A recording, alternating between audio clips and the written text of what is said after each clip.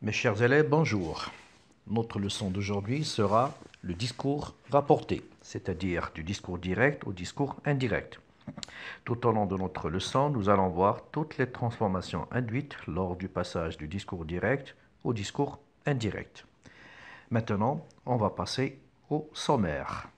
Alors pour le sommaire, nous avons en premier les deux types de discours et leurs caractéristiques. Numéro 2, les types de phrases plus les exemples. 3, les transformations, avec petit a, les mots et les tons verbaux. Petit b, la concordance des temps. Petit c, les indices d'énonciation. Petit d, autres modifications. Numéro 4, tableau récapitulatif. Et pour finir, numéro 5, un exercice d'évaluation. Maintenant, on va passer au premier point, c'est-à-dire les deux types de discours et leurs caractéristiques. Pour le discours direct, c'est le fait de rapporter les paroles d'un autre locuteur. Ces paroles sont rapportées telles quelles, sans être modifiées, pas de changement. Pour ces caractéristiques, au niveau typographique, il y a la présence du tiret, guillemet, deux points, alinéa, point d'interrogation, point d'exclamation. Le verbe introducteur de parole, c'est-à-dire un verbe de parole ou de pensée. Nous avons l'emploi des temps du discours, des indices d'énonciation, comme l'adverbe de lieu et de temps, pronom personnel, etc. L'effet, garantir la spontanéité et l'authenticité du discours, c'est-à-dire rendre le discours authentique, réel. Pour le discours indirect, il rapporte indirectement les paroles du locuteur. Dans le discours indirect, les paroles ne sont pas répétées comme elles ont été prononcées, elles sont transformées pour s'intégrer au récit.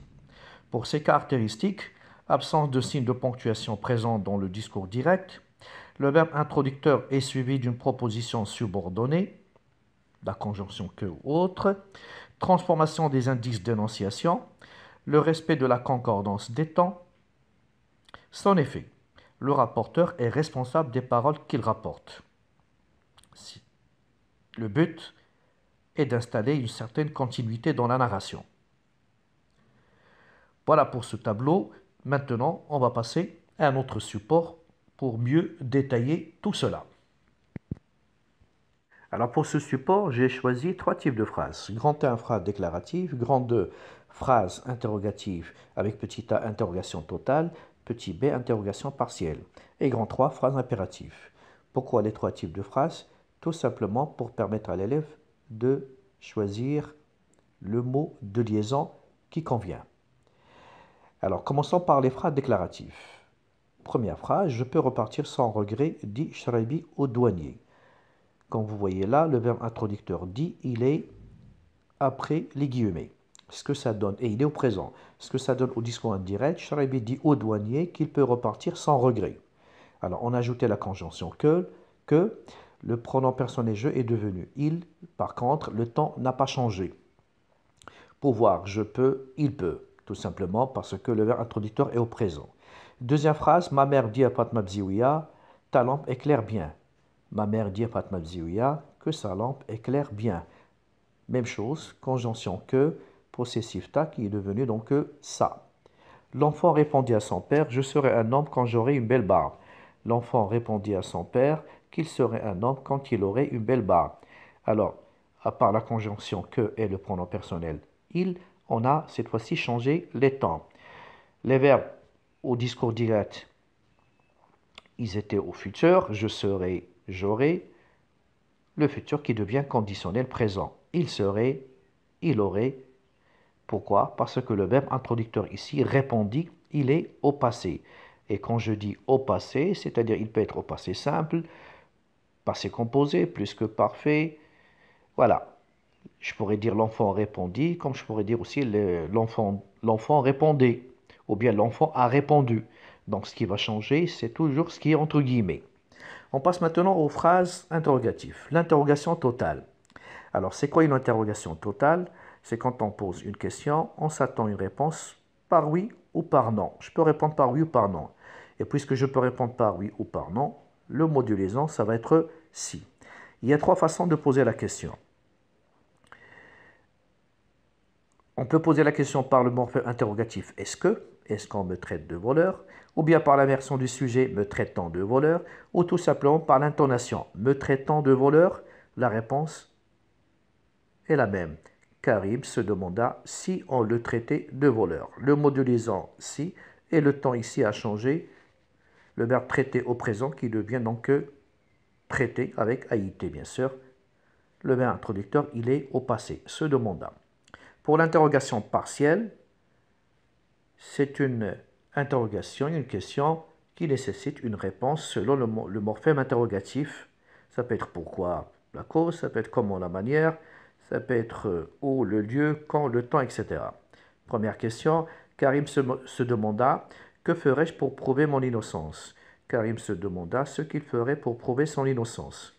Modulisant ce que, pronom personnel je devient il, le temps là aussi il a changé, futur qui devient conditionnel présent, et le possessif mon qui devient son.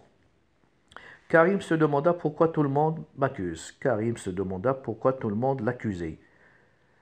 Le modulisant ici, c'est bien sûr l'adverbe interrogatif pourquoi, et le temps a changé, accusé, présent qui devient imparfait. Il m'a demandé comment pourrais-je t'aider. Il m'a demandé comment il pourrait m'aider. On a gardé le comment, pronom personnel il, et t'aider ça devient m'aider. Le professeur questionna les élèves où habite Karim. Le professeur questionna les élèves où habitait Karim. Donc, ce qui a changé ici, c'est bien sûr le temps. On passe maintenant aux phrases impératives. Il ordonna à son fils, fais tes devoirs. Il leur ordonne, soyez prudents. Dans la première phrase, nous avons comme verbe introducteur ordonna au passé, alors que dans la deuxième, c'est toujours le même verbe introducteur, sauf qu'il est au présent. La réponse, ça va être il ordonna à son fils de faire ses devoirs, il leur ordonne d'être prudents. Là, puisque c'est une phrase impérative, il y a un ordre, donc le modulisant, ça va être la préposition de, et après de, le verbe se met à l'infinitif. Là, le problème ne se pose même pas. Ce qui a changé ici, c'est possessif, tes devoirs, c'est devenu ses devoirs. Voilà pour ce support. Et maintenant, on va passer aux transformations. La transformation du discours direct au discours indirect nécessite le respect de certaines règles. Quand le verbe introducteur est au présent, le verbe de l'imprincipal ne change pas. Il peut être au présent, il peut aussi être au futur. Exemple, il dit « je suis content », ça devient « il dit qu'il est content ». Par contre, si le verbe introducteur est conjugué dans un autre temps, c'est-à-dire au passé, imparfait, passé simple, plus que parfait, passé antérieur, là, il faut changer les verbes des temps qui sont entre guillemets. Exemple, il avait dit « je suis content », ça devient « il avait dit qu'il était content ». Alors, pour le tableau, le verbe de l'imprincipal change comme suit. Présent devient imparfait. Il m'a dit « je viens », il m'a dit qu'il venait. Futur simple devient conditionnel présent. Il m'a dit « je viendrai », il m'a dit qu'il viendrait. Futur antérieur, ça devient conditionnel passé. Il m'a dit « je serai venu », il m'a dit qu'il serait venu. Passé composé plus que parfait. Il m'a dit « je suis venu », il m'a dit qu'il était venu.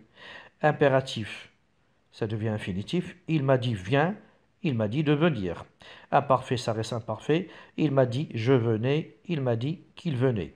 Pour les pronoms personnels, je qui devient il, elle, nous qui devient il, elle, et bien sûr tu qui devient je, vous qui devient nous. Maintenant, on va passer cette fois-ci à un autre changement au niveau des concordances des temps et des indices d'énonciation, petit a et petit b. En plus de la concordance des temps, nous avons aussi la transformation des indices d'énonciation. Aujourd'hui qui devient ce jour-là, hier, la veille, demain, le lendemain, la semaine prochaine, la semaine suivante. Comme exemple, il m'a dit « je suis venu hier », ça devient « il m'a dit qu'il était venu la veille ». Pour les indices d'énonciation, vous avez ce, cette, c'est, ça devient ce, là, cette, là, c'est, là. Il m'a dit « prête-moi ce livre », ça devient « il m'a dit de lui prêter ce livre-là ». Regardez toujours ce qui est souligné, mais ce qui est écrit en rouge. Il m'a dit « je suis dans ma voiture ». Il m'a dit qu'il était dans sa voiture. Ma voiture, sa voiture. Ils m'ont dit « nous sommes dans notre voiture ». Ils m'ont dit qu'ils étaient dans leur voiture. Notre, leur. Elles m'ont dit, nous perdons nos minutes. Elles m'ont dit qu'elles perdaient leurs minutes. Nos, leurs. Il m'a dit, ce livre est à moi. Il m'a dit que ce livre-là était le sien ou bien à lui. Il m'a dit, cette maison est à toi. Il m'a dit que cette maison-là était la mienne. À toi, la mienne. Il m'a dit, cette maison était la mienne. Il m'a dit que cette maison-là était la sienne.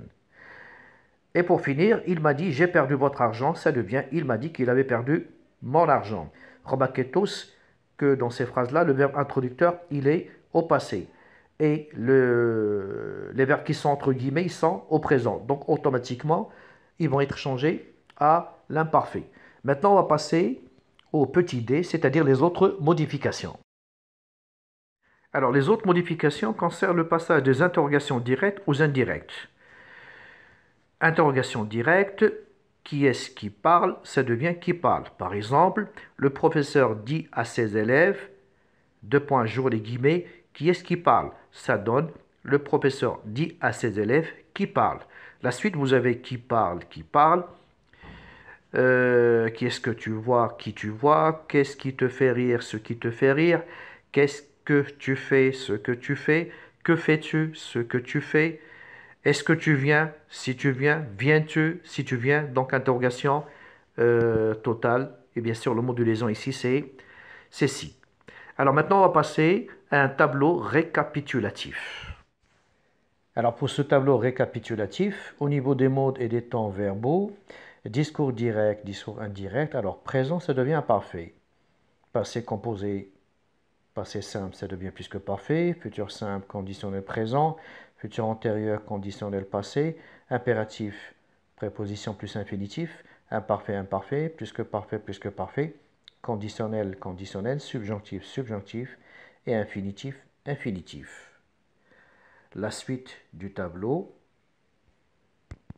Au niveau des indications du temps et de l'espace, on a aujourd'hui qui devient ce jour-là, le jour même. Maintenant, en ce moment, ça devient ce moment-là, au moment même. Hier, la veille. Avant-hier, l'avant-veille. Demain, le lendemain. Après-demain, le surlendemain. Ce matin, cette année. Ce matin-là, cette année-là. La semaine prochaine, le mois prochain. La semaine suivante, le mois suivant. La semaine dernière, la semaine passée, la semaine précédente. Il y a un an auparavant. Dans un mois, une semaine, une heure.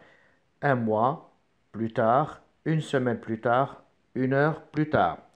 Pour les lieux, ici, là, à cet endroit, là. Et pour finir, un exercice d'évaluation.